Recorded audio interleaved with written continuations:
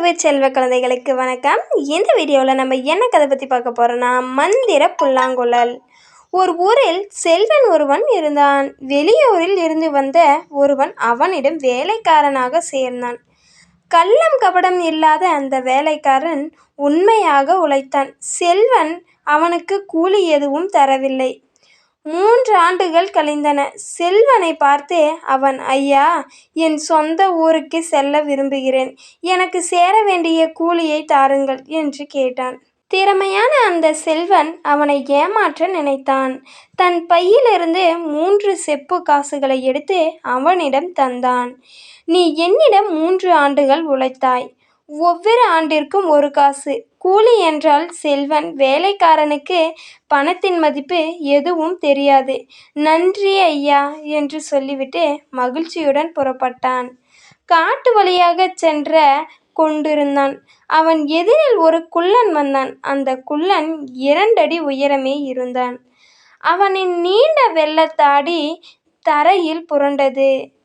தலையில் பல வண்ண தொப்பி அணிந்து இருந்தான்.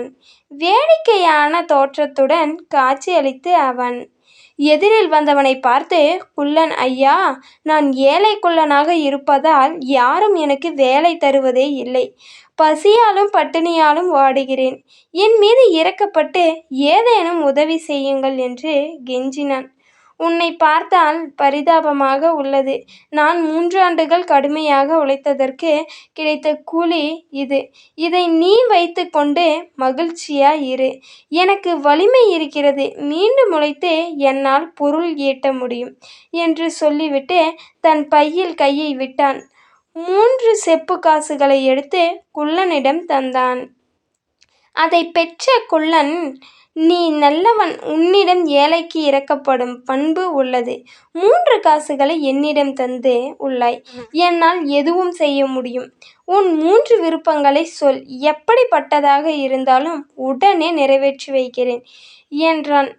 சிந்தனையில் ஆழ்ந்த அவன், குறி வைத்தால் குறி தப்பவே கூடாது. அப்படிப்பட்ட வில்லும் அம்புகளும் தேவை. நான் புல்லாங்குழலை இசைத்தால் கேட்பவர் யாராக இருந்தாலும் ஆட வேண்டும். அத்தகைய புல்லாங்குழல் தேவை. நான் எதை கேட்டாலும் மற்றவர்கள் அதை மறக்கக்கூடாது. இதுவே என் 3 விருப்பங்கள் என்றான். அடுத்த நொடியே குள்ளனின் கையில் வில்லும் அம்புகளும் புல்லாங்குழலும் இருந்தன. அவற்றை அவனிடம் தந்தான் குள்ளன். என் விருப்பங்கள் நிறைவேறப் போய் வா என்றான். குள்ளனை வணங்கிவிட்டு மகிழ்ச்சியுடன் புறப்பட்டான். அவன் சிறிது தூரம் சென்றிருப்பான். அங்கே ஒரு திருடன் கையில் பெற்ற காசு பையுடன் நின்று இருந்தான். அருகே இருந்த மரத்தில் ஒரு பறவை கத்தி கொண்டிருந்தது. இந்த பறவை மட்டும் என் கையில் கிடைத்தால் போதும். என் பசிக்கு நல்ல உணவாகும். என்ன செய்வேன்? அதை அடித்து வீழ்த்த வில்லோ அம்புகளோ என்னிடம் இல்லையே என்று சொல்லிக்கொண்டு இருந்தான் திருடன். இதை கேட்டான் அவன். தன் வில்லில் அம்பு பூட்டி பறவைக்கு குறி வைத்தான். குறி தவறவில்லை. பறவை அருகில் இருந்த புதரில் விழுந்தது. திருடனே, அந்த பறவையை எடுத்துக்கொள் என்று கத்தினான். அவன் முள் நிறைந்த புதர் அருகே சென்றான். திருடன் பறவையை எடுப்பதற்காக குனிந்தான். உடனே அவன் புல்லாங்குழலை வாயில் வைத்து இசைக்கத் தொடங்கினான். தன்னை அறியாமல் பாட்டிற்கு ஏற்பட்ட ஆடத் தொடங்கினான். திருடன் சிறிது சிறிதாக இசையை அதிகப்படுத்தி கொண்டு சென்றான். அவன் இசைக்கு ஏற்ப திருடன் இங்கு அங்கும் வேகமாக ஆடத் தொடங்கினான். சுற்றி இருந்த முட்கள் அவன் உடைகளை கிழித்தன. உடலுக்குள் தைத்த வேதனையை ஏற்படுத்தின. திருடன் வலியை தாங்க முடியவில்லை. ஐயா, பாடுவதை நிறுத்துங்கள் என்று கெஞ்சினான். எத்தனை பேருக்கு நீ இவ்வளவு துன்பம் தந்து இருப்பாய்? யாருக்காவது இரக்கம் காட்டி இருக்கிறாயா? கொடுமையான உனக்கு தங்க தண்டனை இதுதான் என்று அவன் மேலும் வேகமாக இசையை தொடங்கினான். முட்கள் மேலும் மேலும் திருடனின் உடனே கிழித்தன. ஐயோ, இனிமேல் என்னால் தாங்க முடியாது. என்னை மன்னித்து விடுங்கள். இனிமேல் யாருக்கும் எந்த தீங்கும் செய்ய மாட்டேன். நல்லவனாகிவிட்டு நான் திருட சேர்ந்த இந்த பொற்காசுகளை உங்களுக்கு தந்து விடுகிறேன். பாடுவதை நிறுத்துங்கள் என்று பரிதாபமாக சொன்னான் திருடன். நீ திருந்தி விட்டதாக சொல்லியிருக்கிறாய். பெருந்தன்மையுடன் பொற்காசுகளை எனக்கு தருவதாக சொல்கிறாய். பாட்டை நிறுத்துகிறேன் என்று அவன் புல்லாங்குழலை வாயிலிருந்து எடுத்தான். உடலெங்கும் குறித்திச் சென்ற செட்ட எழுந்தான் திருடன். சொன்னபடியே அவனிடம் பொற்காசு பையை தந்தான். அதை பெற்றுக்கொண்டு அவன் அங்கிருந்து மகிழ்ச்சியுடன் புறப்பட்டான். அவன் கண்ணுக்கு மறைந்ததும் திருடன், டேய் அயோக்கிய பயலே, என்னிடம் உன் வேலையை காட்டியிருக்கிறாய். நீ விரலை கொடுமையாக இறக்கப் போகிறாய் என்று திட்டினான். குறுகிய வழியாக பக்கத்தில் இருந்த நகரத்தை அடைந்தான். நீதிபதியிடம் சென்ற திருடன், ஐயா, நான் உழைத்து தேடிய பொற்காசுகளை காட்டில் ஒரு திருடன் பறித்து கொண்டான். நீங்கள் தான் மீட்டு தர வேண்டும் என்றான் அந்த திருடன். எப்படி இருப்பான் என்று கேட்டார் நீதிபதி. எப்படி இந்த நகரத்திற்கு அவன் வருவான்? தோளில் வில், கையில் புல்லாங்குழல் வைத்திருப்பான். எளிதில் கண்டுபிடித்து விடலாம் என்றான் திருடன். வீரர்களை அழைத்தார் நீதிபதி. இவன் குறிப்பிடும் ஆள் கிடைத்தால் கைது செய்து இழுத்து வாருங்கள் என்று கட்டளையிட்டார். நடக்கப் போவதை அறியாத அவன் நகரத்திற்குள் நுழைந்தான். வீரர்கள் அவனை கைது செய்தனர். நீதிபதியின் முன்னர் அவனை இழுத்து வந்தனர். அவனை பார்த்ததும் திருடன், நீதிபதி அவர்களே, இவன்தான் திருடியவன். இவனிடம் என் பொற்காசு பை இருக்கலாம் என்று கத்தினான். வீரர் அவனை சோதனை செய்தனர். பொற்காசு பை கிடைத்தது. உடனே அவன், ஐயா, நான் திருடன் இல்லை, இவன்தான் திருடன். இவனை விருப்பப்பட்டு இந்த பொற்காசுகளை எனக்கு தந்தான்.